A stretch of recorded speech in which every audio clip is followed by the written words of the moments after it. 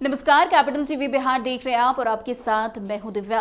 बिहार में 4 विधानसभा सीटों पर हुए उपचुनाव के बाद राष्ट्रीय लोक जनशक्ति पार्टी ने अपनी सक्रियता बढ़ाते हुए अगले साल होने वाले विधानसभा चुनाव में प्रदेश की सभी 243 सीटों पर तैयारी शुरू कर दी है।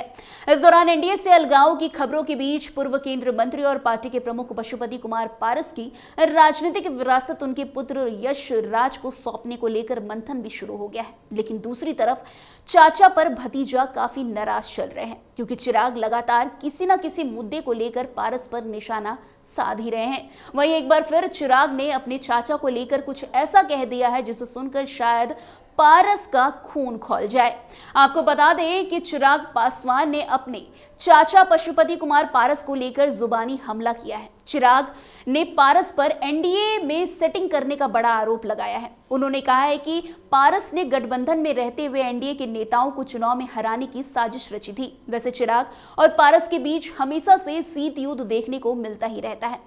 कभी पारस चिराग पर निशाना साधते रहते हैं तो कभी चिराग निशाना साधते हुए नजर आते हैं। बीते दिन की बात करें तो चिराग पासवान ने चाचा पारस को लेकर कहा था कि वो एनडीए का कभी हिस्सा थे ही नहीं। वहीं एक बार फिर से चिराग ने पारस पर एनडीए के साथ छल करने का बड़ा आरोप लगा दिया है। वैसे चिराग ने आगे कहा है कि मेरा और उनके खून में बहुत ज्यादा अंतर है। वैसे बता दें कि पटना में पिता रामविलास पासवान के दौर वाली पार्टी ऑफिस दोबारा पाने पर एलजेपीआर के अध्यक्ष चिराग पासवान बेहद भावुक दिखे। इस दौरान वो इस ऑफिस को बार बार घर बताते दिखे। साथ ही उन्होंने चाचा पारस के साथ दोबारा जाने की संभावनाओं पर भी विराम लगा दिया। हालांकि अंतिम फैसला परिवार के बुजुर्गों पर ही टिका हुआ है। वैसे रामविलास पासवान के दौर के लोक जनशक्ति पार्टी का पटना कार्यालय एक बार फिर से लोक जनशक्ति पार्टी रामविलास को मिलने पर पार्टी अध्यक्ष चिराग पासवान जहां भावुक दिखे तो वहीं वो बहुत खुश भी नजर आए। गुरुवार को पटना के इस कार्यालय में पहुंचे चिराग पासवान ने कहा कि बहुत सारी यादें हैं इस घर से, इस कार्यालय से। मैं घर इसलिए कह रहा हूं क्योंकि जब मेरा राजनीति से कुछ लेना देना नहीं था तब बचपन में मैं पापा के साथ यहां आया करता था, उनको यहाँ बैठाकर काम करते देखा करता था। वो सारी यादें हैं। उनके साथ ही ये भी ध्यान में है कि ये एक सरकारी व्यवस्था है, इसमें किसी का कोई भी निजी अधिकार नहीं हो सकता। आज मेरे पास है, कल किसी और के पास थी, संभवतः परसों किसी और के पास होगी, पर वो यादें हमेशा मेरे साथ जरूर रहेगी। चिराग पासवान ने आगे कहा कि आज ये संयोग है कि जब हम लोगों ने पार्टी कार्यालय की मांग की तो हमें वही कार्यालय दिया गया जहां मेरे पिता कार्य करते थे। तभी हमने पार्टी की स्थापना दिवस यही मनाने का बड़ा फैसला किया। पहले हम लोग गांधी मैदान में कार्यक्रम कराने वाले थे, फिर लोगों की राय हुई कि गांधी मैदान का कार्यक्रम चुनाव के नजदीक कराना चाहिए, इसलिए वो इस कार्यक्रम को यहां कराने की सोच लिए, क्योंकि यहां से पिताजी की वो यादें हैं। उसी सोच को पूरा करने के लिए यहां आज हम लोगों ने कार्यक्रम किया। वैसे केंद्रीय मंत्री ने कहा कि आज मेरे लिए भावुक क्षण है, लेकिन ताकत भी वही देते हैं। मुझे इन तमाम परिस्थितियों से जूझकर आगे निकलना है। चिराग से जब पूछा गया कि सब कुछ वापस हो गया, लेकिन पुराना चुनाव चिन्ह बंगला कब आपको वापस होगा, इस पर उन्होंने जवाब देते हुए कहा कि ये चुनाव आयोग पर निर्भर करता है। सब कुछ हो चुका है, अब हियरिंग अंतिम दौर में है। मैं मानता हूं कि पार्टी का पुराना नाम लोक जनशक्ति पार्टी और पुराना चुनाव चिन्ह बंगला भी मिल जाएगा। चिराग पासवान ने आगे पशुपति कुमार पारस के साथ आने के सवाल पर कहा कि वो घर के बड़े बुजुर्ग हैं, हमसे अलग होने का फैसला भी उनका ही था। मेरी मां से हर रिश्ते को तोड़ने का फैसला भी उन्हीं का रहा है। साथ आना है या नहीं ये भी उन्हीं का फैसला होगा। मेरे परिवार में ये फैसला बड़े लोगों को लेना है, मैं, बुआ आदि शामिल है। वो रिश्तों में करवाहट घोल गए। उन्होंने यहां तक कहा कि मेरे और उनके खून में फर्क है। मैं नहीं मानता, मैं नहीं समझता कि ये चीजें कभी एक हो सकती है। वहीं समर्थकों की तरफ से चिराग पासवान को प्रधानमंत्री बनाए जाने की बातें किए जाने पर एलजेपी प्रमुख चिराग पासवान ने कहा कि अरे प्रभु, इसको किसी भी प्रकार से नहीं लेना चाहिए। लोगों की भावना ये है, उनकी कद्र होनी चाहिए।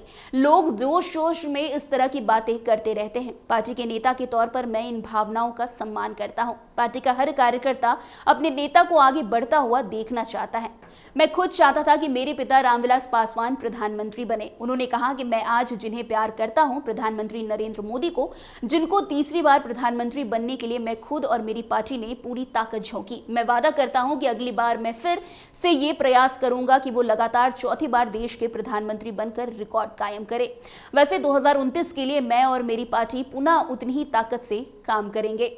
2025 के लिए मैं अपने तमाम कार्यकर्ताओं की भावना का ज़रूर सम्मान करता हूं, बट ये एनडीए ने पहले से ही तय कर लिया है कि मौजूदा मुख्यमंत्री नीतीश कुमार जी के नेतृत्व में ही एनडीए गठबंधन आगामी 2025 का चुनाव लड़ने जा रहा है। और मैं मानता हूं, मुझे पूरा विश्वास है कि अगले साल इस वक्त जब पुनः हम लोग पार्टी का स्थापना दिवस मना रहे होंगे, तब तक मेरे मुख्यमंत्री आदरणीय नीतीश कुमार जी एक बार फिर से मुख्यमंत्री पद की शपथ ले चुके होंगे। परिश्रम और कार्यों के साथ हम लोग उस लक्ष्य को भी एनडीए गठबंधन सरलता से पूरा कर लेगा। चिराग जी, कोई ऐसी इच्छा जो अभी तक चिराग पासवान पूरा करना चाहते हैं? पिता की कोई ऐसी इच्छा जो चिराग पासवान अभी तक पूरा नहीं? पार्टी को राष्ट्रीय स्तर की पार्टी बनाना, बस इसमें थोड़ा सा जोर और लगाने की कसर बाकी है, बट मैं मानता हूं। और साथ ही में उनके विचारों का प्रदेश बनाना, बिहार फर्स्ट, बिहारी फर्स्ट, अंतिम दिनों में उन्होंने ही इसको एक अंतिम रूपरेखा दी थी। तो बिहार फर्स्ट, बिहारी फर्स्ट के लक्ष्य को आगे लेते हुए अपनी पार्टी लोक जनशक्ति पार्टी रामविलास को राष्ट्रीय स्तर पर लेके जाना। 3 साल बाद पिताजी के कार्यालय में आप आज स्थापना दिवस मना रहे हैं 25वां, कैसा लग रहा है? चाचा शहर बल्ली में मना रहे हैं। पुरानी यादें हैं यहाँ की। देखिए, सरकारी व्यवस्था है, सरकारी आवास है, इस पे किसी भी निजी व्यक्ति का अधिकार नहीं हो सकता। बट हाँ, बचपन गुजारा है मैंने यहाँ पे, इस नाते जरूर मेरी यादें रही और मेरे लिए ये गर्व की बात है। कल जैसा परिवार के सदस्यों ने, हमारी माँ ने भी कहा, गर्व की बात यह है कि जहाँ से मेरे नेता बैठकर उन्होंने कार्य करने का काम किया, आज उसी जगह पर बैठकर मुझे उन्हीं के विचारों को आगे लेकर जाते हुए अपनी पार्टी को मजबूत करने की जिम्मेदारी मुझे मिली है। तो ये मेरे लिए एक तरफ सौभाग्य की बात भी है, भावुक भी करता है, बट शक्ति भी यही देता है। वहीं इन सारी बातों के बाद पशुपति कुमार पारस को लेकर जो चिराग पासवान ने बड़ी बातें कही है, शायद इसके बाद पारस की तरफ से भी कोई ना कोई रिएक्शन जरूर सामने आएगा। वैसे अब देखना दिलचस्प है कि पारस चिराग के इस बड़े आरोप का क्या कुछ पलटवार करते हैं। तो फिलहाल इस खबर में आज के लिए बस इतना ही। अन्य खबरों में हमारे साथ ऐसे आगे बने रहे और देखते रहिए। तब तक के लिए कैपिटल टीवी बिहार। धन्यवाद।